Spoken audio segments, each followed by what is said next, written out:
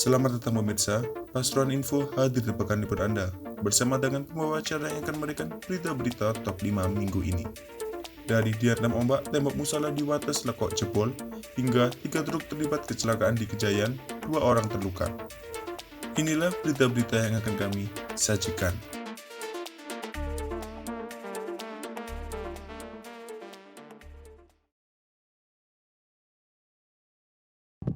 Alun-alun Kota Pasuruan terus dibenahi. Kali ini, trotoar di kawasan alun-alun akan dibongkar, akan dibuat lebih ramah dan nyaman bagi pengunjung, khususnya pejalan kaki. Karena itu, trotoarnya akan dilebarkan dan dibuat lebih menarik. Kepala Dinas Pekerjaan Umum dan Penata Ruang Kota Pasuruan, Gustaf Purwoko mengatakan, proyek senilai 8,5 miliar itu bisa berjalan tidak lama lagi, paling tidak 1 atau 2 bulan ke depan.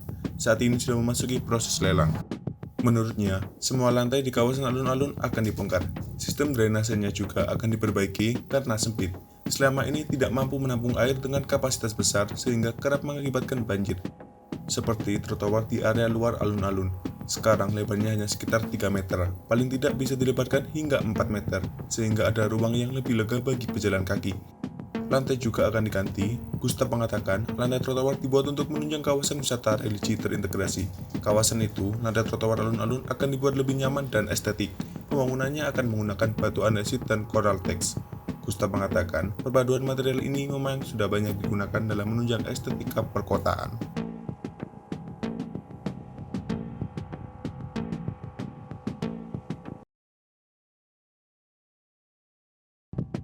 Banjir rob melanda kawasan pesisir di Pasuruan Selasa 17 Mei. Sebagian air laut bahkan menggenangi permukiman warga.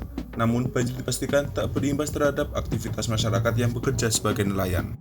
Berdasar data yang dihimpun, banjir rob terjadi di wilayah kabupaten dan kota. Di kota Pasuruan, banjir rob melanda 2 kelurahan, yaitu di Mandaran Rejo dan Ngemplak Rejo di Kecamatan Panggung Rejo. Namun ketinggian air laut hanya menggenangi jalan. Sementara kejadian serupa juga terjadi di Desa Kalirejo, Kecamatan Kraton.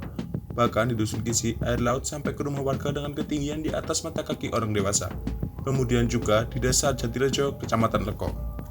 Kepala Dusun Kisi, Desa Kalirejo, Ubedillah mengungkapkan jika banjirop sudah terjadi selama 2 hari terakhir. Kasat Polairut Polres Pasuruan, AKP Winardi menyatakan, banjirop kali ini memang terbesar selama bulan Mei. Dia mengatakan hal itu bisa terjadi lantaran air laut memang mengalami pasang, tidak hanya di perairan Pasuruan, tetapi juga di wilayah Sidoarjo hingga Surabaya. Winardi juga membeberkan bahwa air laut pasang dengan ketinggian 3 meter. Imbasnya, terbawa ke kawasan pesisir meski hanya 10 hingga 20 cm. Dia juga mengatakan, banjirop tidak berlangsung lama, sebab sekitar 2 jam berselang air laut sudah kembali surut, sehingga air yang mengenang hingga kawasan pesisir juga lebih cepat surutnya. Winardi juga memastikan kejadian itu sudah lumrah terjadi, dan tidak berdampak buruk terhadap aktivitas nelayan yang melaut.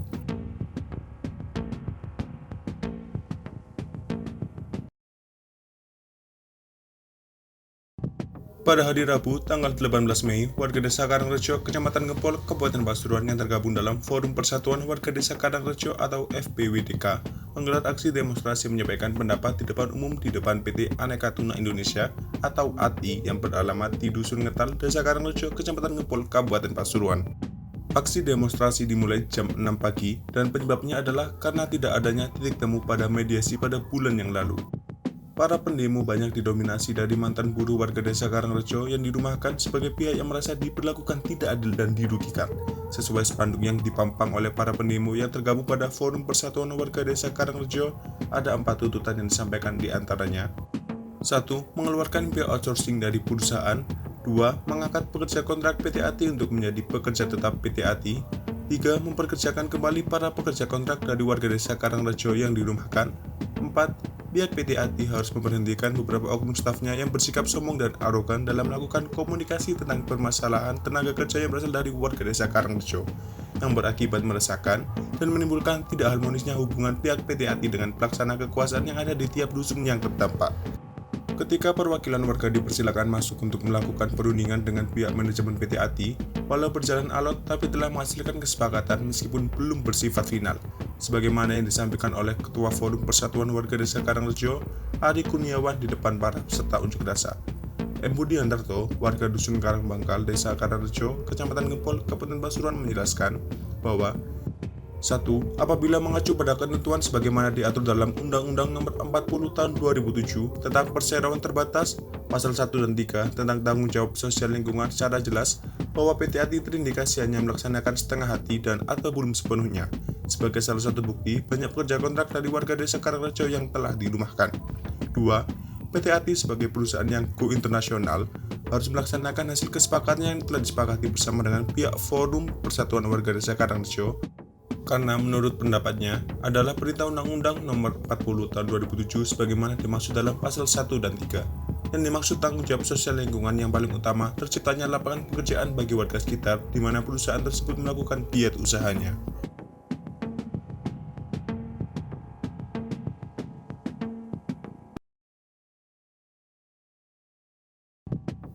Banjirop disertai cuaca buruk masih terjadi di kawasan pesisir di Pasuruan. Kamis 19 Mei, ombak tinggi disertai angin membuat sebuah musola jebol di Dusun Pasir Panjang, Desa Wates, Leko, Kabupaten Pasuruan. Sepanjang hari itu, air laut memang pasang. Angin bertiup kencang di laut membuat ombak tinggi datang bertubi-tubi, menghantam semua bangunan yang ada di pinggir pantai, termasuk bangunan musola di Pasir Panjang. Tak kuat menahan terjangan ombak, bangunan musola pun ambrol. Dinding musola di sebelah tempat imam jebol. Bagian dalam musola pun langsung tembus pandang. Sulam, seorang warga setempat mengatakan musola itu selama ini selalu difungsikan warga, meskipun kondisinya sudah tua. Selain untuk salat berjamaah, musola juga dimanfaatkan untuk anak-anak setempat mengaji. Jebolnya tembok musola ini diperkirakan sekitar pukul 12 siang, usai dihantam ombak sejak pukul 10 pagi. Posisi musola itu sendiri memang rawan jebol, sebab bangunan musola berada tepat di pinggir laut. Setiap ombak yang datang pasti langsung menghantam dinding musola. Tidak ada tembok atau dinding pembatas yang bisa menahan terjangan ombak. Warga, menurut Zulham, sebenarnya ingin dibangun tembok penahan ombak, sehingga bangunan yang tepat berada di tepi laut selamat dari gempuran ombak. Sebab tanah yang merupakan perbatasan antara pantai dan perkampungan sudah tergerus. Sementara ini, warga membuat menahan dengan alat seadanya. Tujuannya agar kerusakan akibat ombak pada musola tidak semakin parah. Kejadian ini merupakan yang kedua kalinya. Tahun lalu dinding musola sempat retak dan sudah diperbaiki. Kades Wates, Magrus berharap dibangun tangkis di pinggir pantai agar tidak terjadi lagi kerusakan yang serupa dalam musola.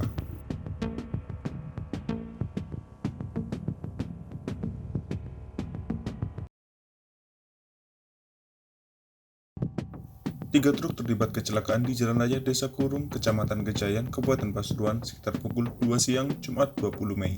Selain menyebabkan 2 orang terluka, kecelakaan beruntun itu juga sempat menyebabkan kemacetan. Aibtu Sugeng Satlantas Polres Pasuruan menyebut bahwa kecelakaan itu mengakibatkan 2 orang terluka. Korban luka sudah dievakuasi ke RSUD R. Sudarsono, Kota Pasuruan. Sementara Kanit Laka Satlantas Polres Pasuruan, Ibda A. Hunayfi menerangkan, kecelakaan itu bermula saat truk Colt Diesel bernopol N9313 UKI melaju dari barat ke timur. Sampai di lokasi, diduga sopir ini mengantuk sehingga truk itu oleng ke kanan memasuki jalur berlawanan hingga menabrak dam truk dengan nopol L9548 UK yang melaju dari timur ke barat. Akibat tabrakan itu, kemudian dam truk mengarah ke kanan memasuki jalur barat ke timur sehingga tertabrak lagi oleh truk Colt Diesel nopol L9349 CG.